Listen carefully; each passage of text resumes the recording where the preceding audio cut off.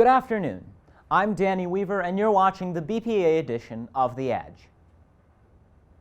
We all know someone who's served in the military, whether it be a friend or a family member. However, we are rarely educated about the problems those veterans face every day. Many of the people who serve in our military struggle with PTSD, depression, and suicide. Mission 22 is an organization that attempts to help those veterans in need. The Edge's Allison Mitchell shows us how EdTech students can help too. Here at EdTech, the National Technical Honor Society and Business Professionals of America have come together to raise awareness for Mission 22.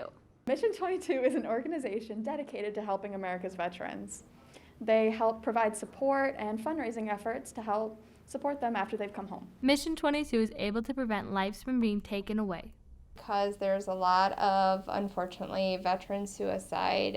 We average 22 veterans a day that commit suicide, so it's very important to help assist this organization in battling against that and helping veterans and their families get the help that they need. The organizations have come together with one goal in mind. Our goal is to simply spread awareness and make sure that these foundations and these ways how they can get help get the funding that they truly need. NTHS and BPA have come up with a fundraising idea to spread awareness. We are asking all staff and students that are able to donate 22 cents on February 22nd, which is this Monday. Ideally on that day, just the significance of the 22 or prior or after, and we're going to collect all that money and we're going to send it to Mission 22.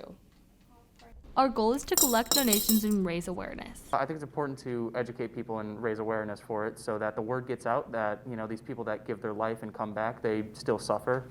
Whether it might not be physical injuries, it may still be mental. NTHS and BPA are only asking students to bring in 22 cents. That may not seem like a lot, but together we can make a big impact. Reporting for The Edge, I'm Allison Mitchell. 2020 has been a difficult year for everyone, and we've had to adapt in many areas of our lives, from the ways we learn to the ways we shop, and even the ways many run their businesses.